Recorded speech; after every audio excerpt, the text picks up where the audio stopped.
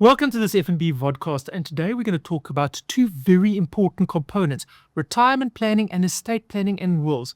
Now, when you Google what and how you manage your money, there's lots of information out there, and that's why at F&B we've developed the integrated advice wheel, talking to spend less than you earn, managing your debt, saving for an emergency, and then of course the subject of today's vodcast, which is providing for your family and actually making sure that you provide for retirement. Let's unpack some very scary statistics out there. The first very scary statistic out there is that less than 80% of estates that are actually reported to the master has a will, which will leave an absolute hot mess for those people that are left behind. So I've brought Yolandi in today to talk to us about estate planning and will and why it is so important. Then the other scary statistic that's out there is that less than 10% of South Africans can afford to retire comfortably. And to unpack those nuances today, I've brought Ilse and Tyne to come and talk to us about why it is important that you start saving for retirement now and don't leave it to one day. So I think let's get started. And Yolandi, I'm going to start with you. Estate planning sounds very complex. It sounds like something that you do when you're older, and it sounds like something that you do one day. Please unpack it in a bit more detail for us. You're absolutely right, Esther, and it's not the first time that I've heard it. It does sound complicated, right? But it's not actually as scary as what people think. So in reality, at its core, estate planning is just really about getting a little bit more organized, putting a couple of basics in place, just to make things easier both for yourself and for your family. So I always say, think of it like a road trip. Okay, so December's coming up, you're planning a nice road trip, you're traveling from Joburg to Cape Town, and you're doing it with family or you're doing it with friends. So what are the things that you think about and you plan for that trip? If you're like me, the first thing I do is I plan the pad course. There's snacks in the car, always. I've got a nice playlist. I make sure that the tank is full. Yes, I check the tires. I don't do it often, but before a road trip, I make sure those tires are lekker. And I don't do it because I'm expecting something bad to happen, right? I'm doing it because I want the trip to be nice. I want everybody in the car to have a wonderful time and not to run around. Estate planning is a little bit like that. And we often hear from people that, what is the difference between a will and an estate plan? Like, is that the same thing? So, no, it's not. So if you think about it in this scenario, a will is fundamentally like your map. It's your GPS, it's your route. A will is a document that stipulates who gets what and how your wishes should be carried out. So it's one part of the plan. Now, your estate plan is the bigger picture, right? It's the bigger plan that has a couple of things in place to get what you want at the end of the day with a bigger plan. So they fit together. So the estate plan is the whole route. I always say to people, and you've just mentioned that scary stat, just start with the basics. Get the basics in place. Start with your will. Put a will in place. But also just make sure that it's really practical. So we often see how clients are overcomplicating their wills. So saying, your sister gets the couch, Frank gets the TV. And oftentimes that overcomplication also causes more problems than it solves. So just try and be practical. Keep it simple. So Yolandi, I want to ask you then, what happens if a person passes on without all? So the law of interstate succession takes steps in, right? So basically, the law of interstate succession jumps into, so there are a couple of rules, legal rules that fall into place that basically will stipulate where your stuff goes. So every plan that you've had for all of your things and how things should turn out actually gets determined by a very specific law. Okay, basically someone that you don't like could inherit. 100%, because there are specific rules.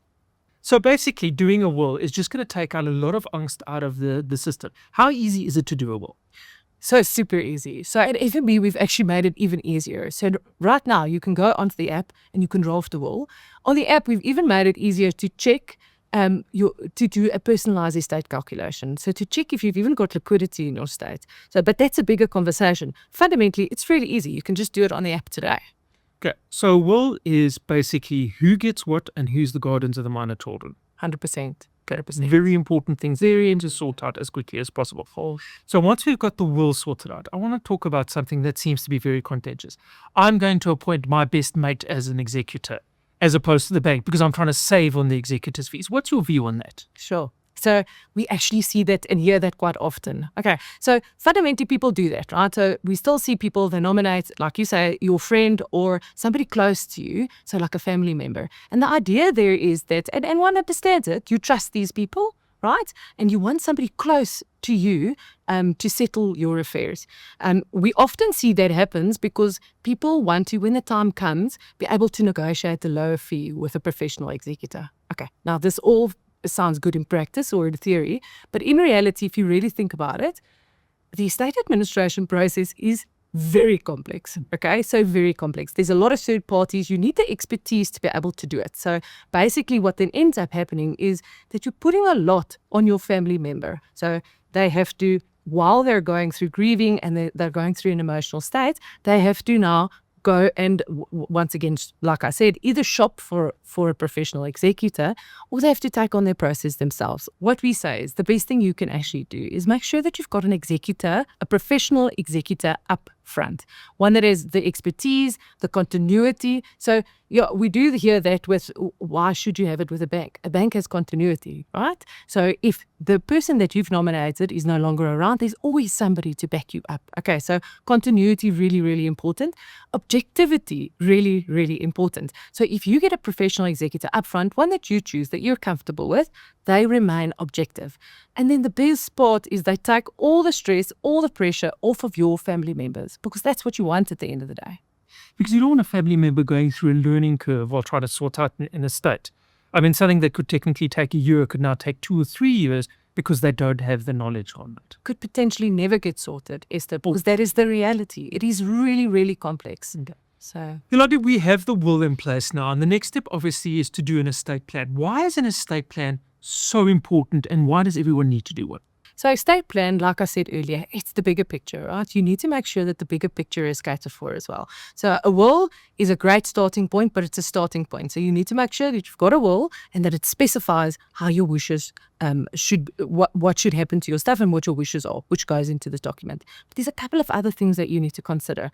The one is, and I mentioned it earlier, is you need to be really, really practical. But the other one is that you need to make sure that you've got liquidity in your estate. So what does that mean? Like, what does liquidity mean? It means you need to have cash available. So when somebody passes away, there's a lot of fees, a lot of costs that arise immediately that the estate actually needs to pay. So if there's not cash available, then the people that you're leaving your assets to might either be out of pocket or it'll take from your inheritance that you're leaving them to be able to pay for these costs. So liquidity, really, really important. Life insurance, great option for that. So just make sure that you've covered all of those gaps, and that's a big, big part of estate planning. And that's, of course, available on the tool that you can check on My Will, My Legacy on the app. So very simple. Very, very simple. And I guess that's what we've been trying to do as FNB is almost connect the dots, right? So the will is the one part, but then, like you say, you can actually check a personalized estate calculation in combination with your will. So do you have any gaps? And that's what it shows you. Because I think there is that misconception that I've got 1 or 2 million rands worth of life cover and that's going to be enough. But it's not. If you start looking at how much debt a person has in the estate, potential capital gains tax, estate duty, all of that involved as well. So probably important to go and do that proper calculation. Very interesting now that you mentioned debt. And this is something that we actually hear from customers often. There's a myth that when somebody passes away, your debt goes with you. It doesn't. It's the first things that we need to cover. And if you don't have that, they start selling assets. They start selling assets. Far worse position. Exactly. A question that a lot of people are going to ask out there is, my kids are under the age of 18, can they inherit? And how do we manage that in the will? Okay, so number one, if you're under the age of 18, you can't directly inherit. Okay, so what does that mean? It means, okay, so let's use me as an example, right? I've got a 3-year-old. I'm a single parent. I've now left everything to Noah, my child. Okay. He can't directly inherit. Okay, so it goes into something that's called the Guardian's Fund. So the reality is you need to make sure and think about these things. So really, really good tool is a testamentary trust. Now, yes, that sounds like a big word, but fundamentally all that it is it's a trust that you put in your will that only comes into existence once I pass away. So once your will comes into practice, and all of the money that I leave to Noah will go into this trust. There will be specific trustees that will then manage the money on behalf of my child. So really, really important, because the trustees will not only look after the money for your child, but they will pay for certain things like school fees, etc. They'll make sure that money grows as well. And then you can specify when, let's say, your child is 21, okay, I was more at the age of 28 when I was a little bit more financially savvy, they can then take over the funds there. Yeah. It's actually a way of protecting the kids' inheritance. 100%. And it's an important thing, because if you don't have that in place and you potentially leave money to the family or something like that, they could not get that money. So rather do the testamentary trust. Now, we spoke about the executors. How can we make the executor more efficient in the way that they manage it? So, because a person could potentially have a life policy here, you could have something here, you can have savings all over the place. And we're going to talk about different savings later on with Ty. But what can we do that's practical steps Really good. together with the will? Yeah, 100%. Really good question. I think people often think that an executor has a crystal ball, right? And knows where all your accounts are, like you say, your policies, etc. So very often what the executor will do is that they'll lean on your family to get that information, to say, where are your policies? Where's your subscriptions? Where's this? And I don't know about you, but often I don't even know where my things are, never mind my family. So what's really, really a nice tool, and what we call in the industry, is a live file. So basically it's just it doesn't need to be fancy. Get a place in or a document, or if it's a file that you've got in place that's got all of this information, so that it's really easy for your family. We, as FNB, we actually share what we call personal inventory. So keep it updated. Do it once, and then you'll just keep it updated, and then you'll also know where your things are. So 3 pieces of homework for the viewers: do a will or update your will, go and do a life file, and then of course get an estate planning. 100%. So Ilse, talking about something like debt in the estate, I'm going to bring you into the conversation with regards to retirement. Now, retirement planning sounds like something that you're supposed to do when you're much older. It sounds like something that you do when the kids have left home and all of that. What do you think about that? I think the earlier you start, the better. In the first place, I think life is both long and short, right? It goes quickly, and you only know that once you're a bit older and you look back. It's big. The other thing is that people live quite a bit longer now, due to medical technology and kind of just so we have to be prepared to live longer. Before, maybe somebody would pass away at 70 or 80 or so. Now, lots of people could easily live to be 100 and over, right?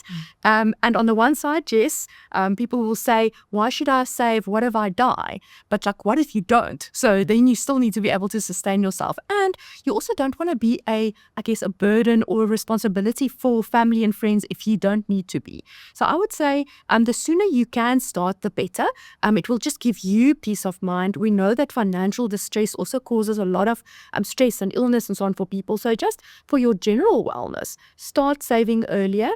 Also, you take then the learnings that you have with you on the journey. So the faster or the earlier in your life you start learning about this, the better, and you get that exponential effect on the knowledge, but you also get the benefit of compound interest, which is just a fantastic, they say it's the eighth, kind of marvel or what wonder of the world. It's literally your money working for you and not you just working for your money.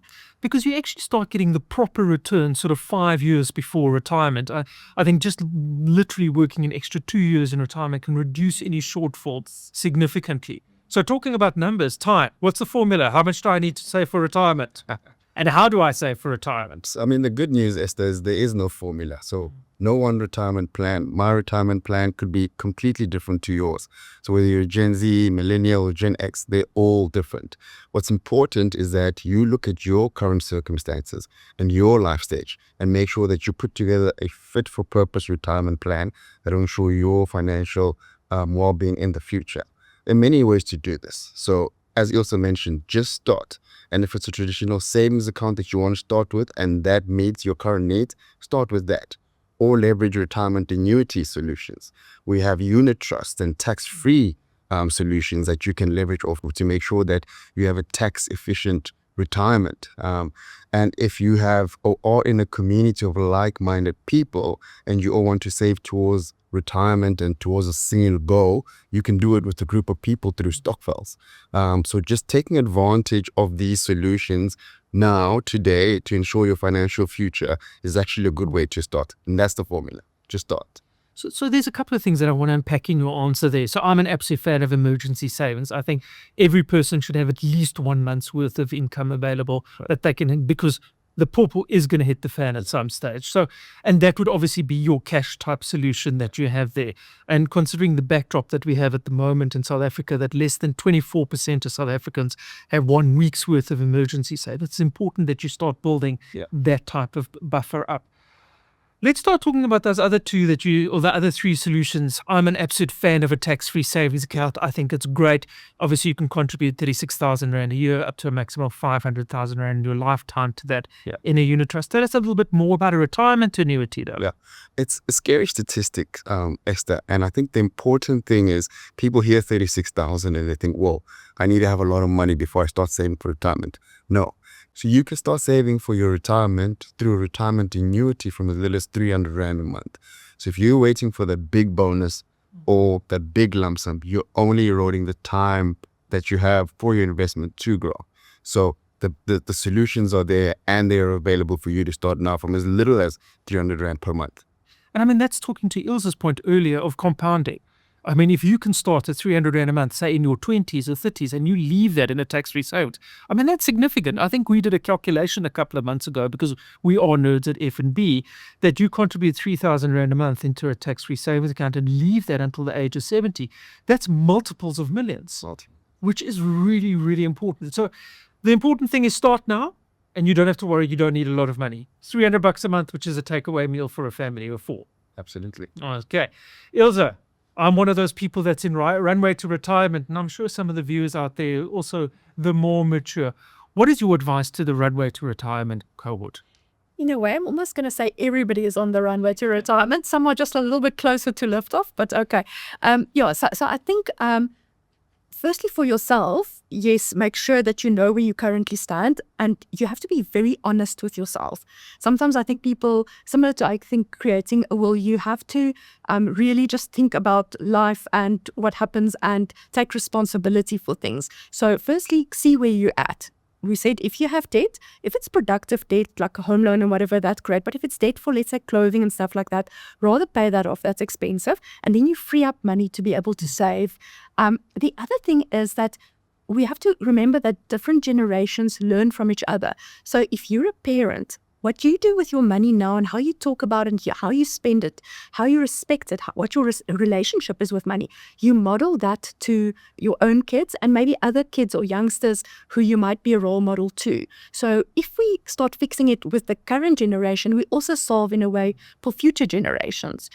So that's the one bit. But then as life goes and as it changes, make sure you have a regular review and maybe play out a couple of scenarios, even if it's a very optimistic and then a realistic and maybe a little bit of a pessimistic scenario. Again, to make sure that if life throws something at you, so the pessimistic scenario, maybe you have more than 3 months worth of emergency savings. The realistic one, just kind of see what life was like and kind of what you're expecting, what you're planning for. And then the optimistic one, maybe something great happens. Maybe you get an inheritance, maybe there's additional money, maybe you win some kind of award or something with money that comes your way. So also think of what if things actually go my way, what is the plan then? And then involve your family and those who are dependent on you, because it is a bit of a team sport. You can't be the only one in your family who's responsible for things, who have to take all the tough decisions, who have to say we're not taking takeout this week because we have a bigger plan. Maybe we want to go on holiday. Maybe we want to go overseas in a couple of years' time. So kind of round up the troops, make everybody part of it. And then also it helps to get some expert advice. It doesn't always have to be a massively expensive like wealth manager or so a financial planner who might like take a kind of cut of your earnings. So firstly, try and teach yourself, read widely, listen to podcasts, make sure they are that you get voices from multiple places. Reputable voices as well. Absolutely. Yeah. You're not somebody who's at the end going to necessarily sell you something, just people who understand, who teach you the principles, and that you can see which of those are best applicable to your life and your goals, where you want to get to. And then make sure you partner with a financial kind of advisor, as you say, somebody who you also kind of click with, you feel like you can trust them. You talked about continuity, so it's great if it is from the financial institution who you kind of work with, so that you know when they're not there, somebody else might step in. But yeah, I think it's kind of grown-up things to do. But once you've done that, then you can relax, then you can enjoy life. And that's just such a pleasure and a gift to yourself, to give yourself that financial wellness kind of gift. It sounds like retirement is a very serious topic. Is retirement really that serious? It is serious, but I think once you've taken care of the serious stuff, you must also plan to have a lot of fun. You've worked hard for 40, 50 years. So now it's time where you have a bit more independence. And if you're kind of blessed to still be quite healthy and quite energetic, there's a lot you can do. We often see that people do struggle as they retire kind of emotionally, because currently maybe you don't have that purpose of waking up on a Monday morning and having to go to work and those things. So even as you're nearing retirement, I think it is important, apart from the financial bits that you must look after, is to also look after the emotional bits and ensure that you start reconnecting with people, reconnect with family that maybe you didn't see so often because you were so busy. Kind of find your friends again and maybe plan a trip with them. So once you really near retirement, maybe kind of decide what are you going to do in that first year, 2 years, 3 years, because again it gives you a new purpose, new meaning. So start traveling, start a new hobby, give back to communities. We have such a skills shortage in South Africa, and people who retire generally, like many companies, make you retire very, very young. So at 60, 70, you still have a lot to give. So make sure you kind of give that back into, yes, friends and family, into your community, into a cause that matter to you. That if there's a cause that matters to you, that's so powerful, because that gives you more energy. It reconnects you with people, gives you a reason to get up in the morning. And then if you're in a financially comfortable position, if you can teach other people how you got there, how you're managing, and talk, connect, stay active, stay healthy. You also enjoy your retirement. You worked so hard for it. Now it's time for your money again to work for you. Cool. So Ilse, you're talking about travel and Ty. I want to bring you back into the conversation here. Now, Ilse's telling us that we need to save for travel in retirement and all of that. So if you do have a travel goal in the sort of next 2 to 3 years, what are the solutions that you can look at? So very important question, Esther. First, you sorted out the liquidity, which we've all touched on, and even necessary in estate planning. Once you have all of that sorted out for emergency savings, you can have a plan to either put a down payment on a car or a house, or an event. You want to travel. I've recently been to the States. You want to go on holiday with your family, or you want to have a very nice December holiday, which is around the corner. We have our notice period products, which allow you access to your funds after placing a notice. So that's a 7-day notice or a 32-day flexi notice that we have here at FNB as a solution that helps you to have the discipline and have regular contributions throughout the year, and only withdraw in the event or when you have that purchase that you have planned for this entire year. So I'm going to talk to you a little bit there, because there is a little bit of confusion out there. Where do I put my emergency savings? Do I put it in a 32-day account? Now, I don't think so, because I've never seen an emergency wait 32 days. So what would you say would you use for something like an emergency savings? So emergency savings, number one product is an overnight product. So your savings account or your money maximizer. You want that money when the event or the emergency occurs. So in the event of an emergency, you want to be able to withdraw. And the issue is, in a 32-day or tax-free products, you either have to wait the 32 days or break the product. And you don't want to break it because you incur fees. So the best product for you is an overnight product, savings account or a money maximizer, where you can withdraw it immediately as you did it. And then, of course, you never want to withdraw out of a tax-free savings account unless you are using it to supplement your retirement in retirement. So that's the F&B vodcast that's talking specifically to estate planning, wills, and of course retirement. And we've shared a lot of information to you. So the challenge to you this afternoon, or while you're busy watching this, is go and have a look at what your financial position is. Go and have a look at your debt position. Go and have a look at your emergency savings. And then, of course, have a look if your estate plan is on place. But the important part, and Ilse reflected on this, is what is the future that you want? What's the retirement that you want? And start working towards that ideal retirement for yourself. Use the tools that's available to you. Get advice. And remember that your estate plan, your will, and your retirement plan is a living plan. It's something that you need to review on an annual basis, of course, with a trusted advisor from a trusted, reputable organization. That's it from this F&B vodcast. See you soon.